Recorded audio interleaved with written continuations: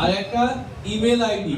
ওখানে যখন রেজিস্ট্রেশন করবেন মোবাইলে এবং আপনার ইমেলে ওটিপি যাবে। পরিষ্কার? ওটিপি গেলে রেজিস্ট্রেশন হয়ে যাবে, ওটা পুট করলে। তারপরে অ্যাপ্লিকেশন শুরু হলো।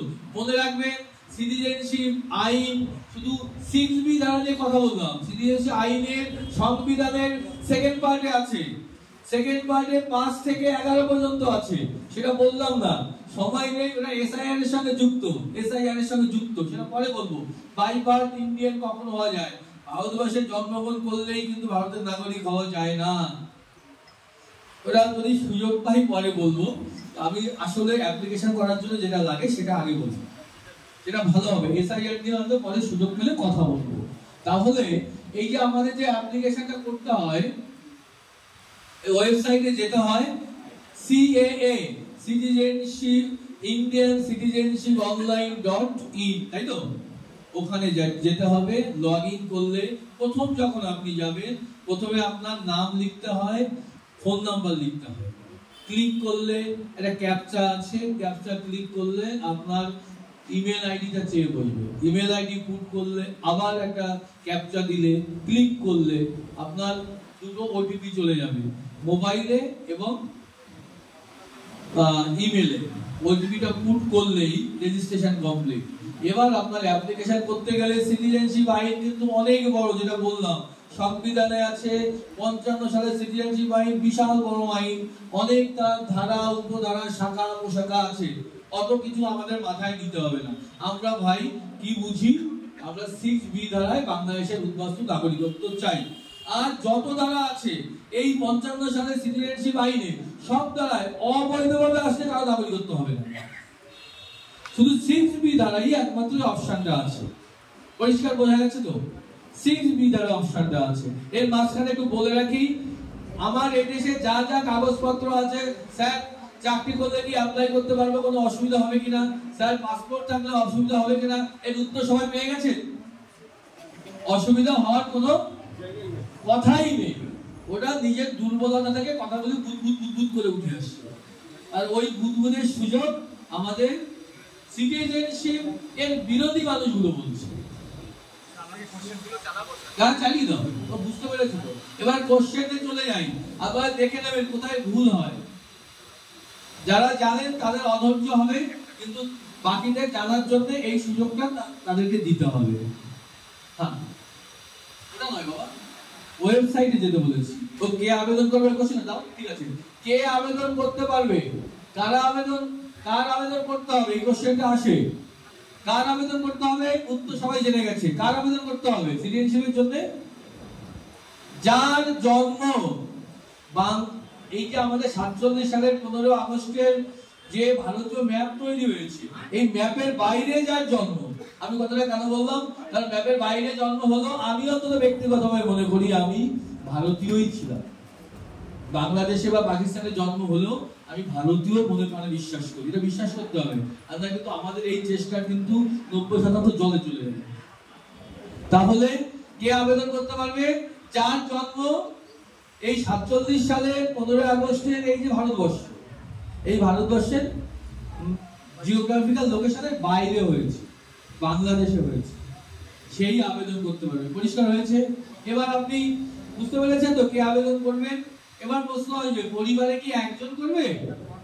আছে, কোশ্চেন আছে, প্রশ্ন কমিয়ে দিয়েছে। আচ্ছা, আমার ভোটার কার্ড, আধার কার্ড, পাসপোর্ট, চাকরিটাও লিখে দিও, চাকরি করি আছে। আচ্ছা, আমার কি আবেদন করতে হবে? এই আমাদের টিম বসে বসে করে এগুলো, বাড়িতে রাত জেগে জেগে কাজ করে। এর উত্তর কি হবে? আমার কি বলে দিতে হবে কিছু? আরে কথা বলেন না কেন, আমি বুঝবো কি করে? আরে জানেন এতক্ষণ আমি কি বকবক করলাম? যা কিছু হোক না কেন আবেদন সবারই করতে হবে। কে আবেদন করবে? যার জন্ম ভারতবর্ষের মাটিতে হয়নি। তাহলে আপনারা ঠিক করে দেন কার কার জন্ম তো হয়নি, বাবা ছেলে একই পরিবারের সব গল্প দেয়। যার হয়নি সেই আবেদন করতে পারবে। করবেন কিনা সেটা আপনার সিদ্ধান্ত, কিন্তু অধিকার আপনার আছে। আচ্ছা বেশ, আমার বাবা মা বাংলাদেশে থাকে, আমি কি ভারতীয় নাগরিকত্বের জন্য অ্যাপ্লাই করতে পারি, নাগরিকত্ব পেতে পারি? এই দাদা বলছে পারি না, কেন? ওনার মনে দুর্বলতা রয়েছে। মামা রয়েছে বাংলাদেশে, আমার পৃথিবীর যে কোনো দেশেই থাকতে পারে। আমি ভারতবর্ষে এসেছি, বাংলাদেশ আমার দুটো শর্ত, হিন্দু হতে হবে, বাংলাদেশ থেকে আসতে হবে। আমার বাবা আসেনি, আমি এসেছি, আমি অ্যাপ্লাই করতে পারবো, বাবা পারবে না। তাহলে বাবা মার কোন দেশে থাকে তারপরে আমার নাগরিকত্ব অ্যাপ্লিকেশনের কোনো সম্পর্ক নেই। পরিষ্কার বোঝা গেছে তো? নেক্সট, আমি 14 সালে 31শে ডিসেম্বরের পরে ভারতে এসেছি, আমি কি আবেদন করতে পারবো? আপাতত 14 সালের 31শে ডিসেম্বরের আগের একটা কাগজ লাগবে অ্যাপ্লিকেশন করার জন্য। আমি কি বোঝাতে পেরেছি?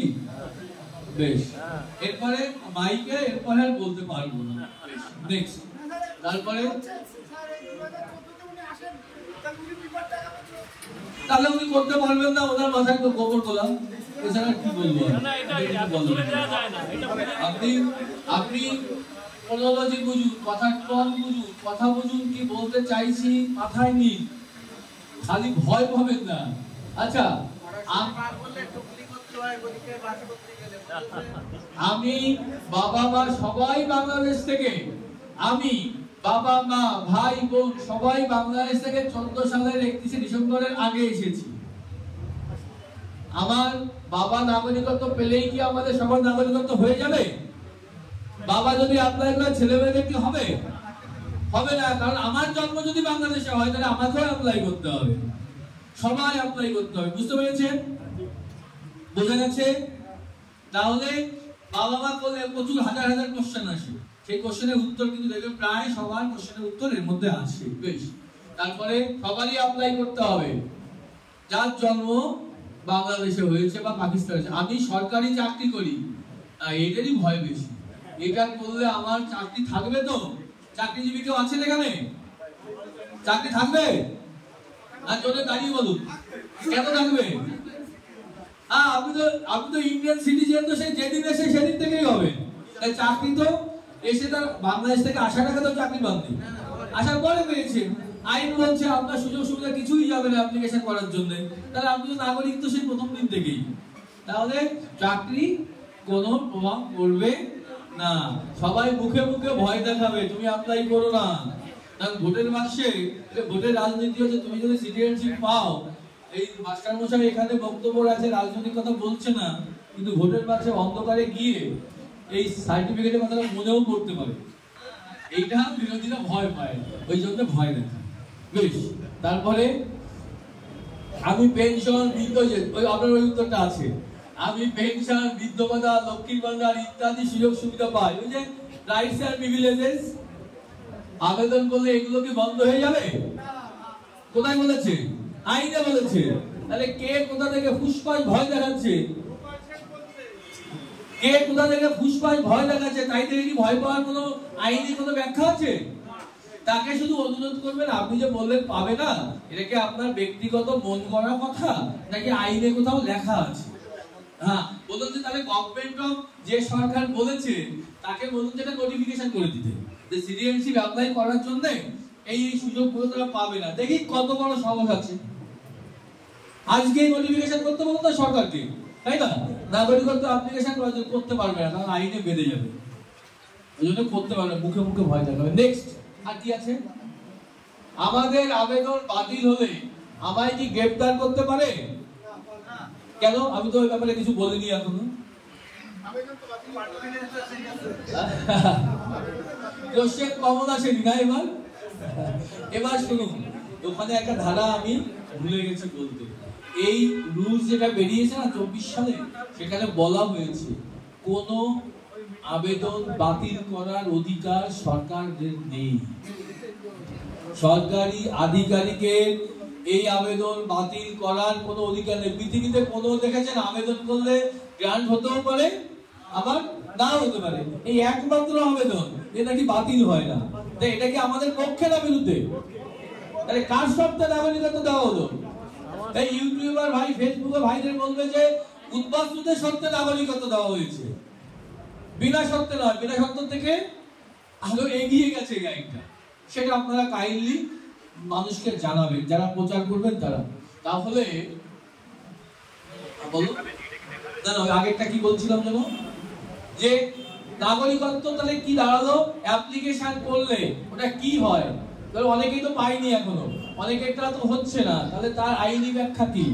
আমাদেরকে রক্ষা করার জন্য সরকার রুল জারি করেছে, বলেছে এটাকে যদি কোনো কারণে সার্টিফিকেট ইস্যু করা সম্ভব না হয়, তাহলে ওই সার্টিফিকেট ওই অ্যাপ্লিকেশনটা ক্লোজ হয়ে যাবে, বন্ধ হয়ে যাবে। বন্ধ হওয়া মানে না দেওয়া নয়, আপনি আবার অ্যাপ্লিকেশন করতে পারবেন। কিন্তু মনে রাখবেন, একসাথে দুটো অ্যাপ্লিকেশন লাইভ থাকবে না, 3 বার হেয়ারিং এ ডাকবে আপনাকে। ধরুন আপনি ভেবেছেন যে এই কাগজটা আপনি আনতে পারবেন, বা এমনি অ্যাপ্লিকেশন করেছেন, ভুল হয়েছে, তাও আপনাকে 3 বার ডাকবে বারাসাত থেকে বা ডিস্ট্রিক্ট হেডকোয়ার্টার থেকে। 3 বার ডাকার পরে, 3 বার ডাকার সুযোগ দিতে হবে, ডাকার পরে অ্যাপ্লিকেশনটা অটোমেটিক বন্ধ হয়ে যাবে, রিজেক্ট হবে না। বন্ধ হওয়ার পরে নতুন অ্যাপ্লিকেশনের জন্য আবার করবেন। একসাথে দুটো অ্যাপ্লিকেশন কিন্তু চলতে থাকবে। ধরুন আপনার নাম এক্স, আপনি আজকে একটা অ্যাপ্লিকেশন করলেন, আবার 1 মাস পরে বাবা ভুল হয়ে গেছে, আবার একটা করি, তাহলে ওই দুটো অ্যাপ্লিকেশন একই ব্যক্তিকে কেউ আপনি ডাকতে থাকবে, তখন কিন্তু এটা কিন্তু একটা ভুল হবে আমাদের। সেই জন্য একটা ক্লোজ না হওয়া পর্যন্ত আর একটা অ্যাপ্লিকেশন করা যাবে না। অনেকক্ষণ বলে ফেললাম, আর কি দেখাতে হবে বলো? আর দেখাবো না, আপনি কোশ্চেন করবেন। আমার আবেদন বাতিল হলে আমায় কি গ্রেফতার করতে পারে? কেন? বাতিলই তো হয় না। আরে কোশ্চেনের উত্তর ঠিকঠাক দিতে হবে, আবেদন তো বাতিলই হয় না, তাই গ্রেফতার হবে কি করে? আইনটা এত সুন্দর করে দেখুন, মাথা থেকে তৈরি করেছে। নেক্সট, আমি নাগরিকত্ব নিলে আমার বাংলাদেশের সব তথ্য পেয়ে যাবে, পরে আমায় সেগুলি নিয়ে বিপদে ফেলবে না তো? এটা কোনো ফাঁদ নয় তো? এই প্রশ্নের উত্তর আমি দেব না, আপনারা পেয়ে গেছেন, তাই তো? এটা আমরা পেয়ে গেছি। তাহলে এই হচ্ছে আমাদের প্রশ্ন। অ্যাপ্লিকেশন করার জন্য আচ্ছা এবার বলুন, আচ্ছা প্রশ্ন উত্তর পাবো চলে যাবো।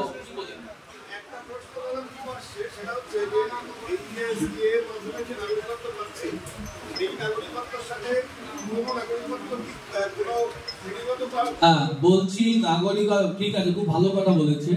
নাগরিকত্ব বিশেষ করে উল্লেখযোগ্য 3টি সেগমেন্ট আছে। একটা সেগমেন্ট হচ্ছে জন্মসূত্রে নাগরিক, আর একটা হচ্ছে বাই রেজিস্ট্রেশন। রেজিস্ট্রেশন কিন্তু নরমালি উদ্বাস্তুদের জন্য নয়।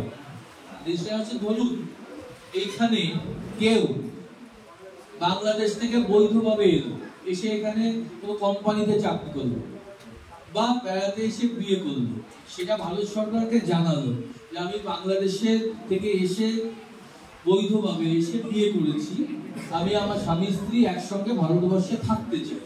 নাগরিকত্ব নয়, 7 বছর একসঙ্গে থাকতে হবে এবং সরকার তাকে লং টার্ম ভিসা দেবে, এলটিভি বলে। এইভাবে বৈধভাবে 7 বছর থাকার পরে তিনি নাগরিকত্বের জন্য অ্যাপ্লিকেশন করতে পারবেন। আরো অনেকভাবে করতে পারেন। কেউ ধরুন কোনো বিদেশি সংস্থা এখানে দীর্ঘদিন চাকরি করছেন বৈধভাবে, তিনিও নাগরিকত্বের জন্য অ্যাপ্লাই, রেজিস্ট্রেশনের জন্য অ্যাপ্লাই করতে পারেন। তাহলে এটা হচ্ছে এক ধরনের নাগরিকত্ব, এক ধরনের জন্মসূত্রে, এক ধরনের বাই রেজিস্ট্রেশন, আর এক ধরনের হচ্ছে বাই ন্যাচারালাইজেশন। আমাদের 6B হচ্ছে ন্যাচারালাইজেশন, দীর্ঘদিন ধরে। ন্যাচারালাইজেশন মানে কি? প্রকৃতস্থ হয়ে গেছে, দীর্ঘদিন ধরে এখানে বসবাস করতে করতে ভারতীয়ই হয়ে গেছি আমরা, তাই সার্টিফিকেটটা দিচ্ছে। আইনগতভাবে 3টি এক। জন্মসূত্রে সে যা যা অধিকার আছে, বাই রেজিস্ট্রেশন তাদের একই অধিকার আছে, ন্যাচারালাইজেশনের একই অধিকার আছে। শুধু একটা পার্থক্য আছে, সেটা আমাদের ক্ষেত্রে প্রযোজ্য নয়। বাই ন্যাচারালাইজেশন আর বাই রেজিস্ট্রেশন নাগরিকত্ব পেলে, যেদিন থেকে নাগরিকত্ব পেয়েছে তার 2 বছরের মধ্যে যদি 2 বছরের মেয়াদের সাজা হয় এবং সাজাটা খাটেন আপনি, কেমন, তাহলে কিন্তু নাগরিকত্ব চলে যেতে পারে।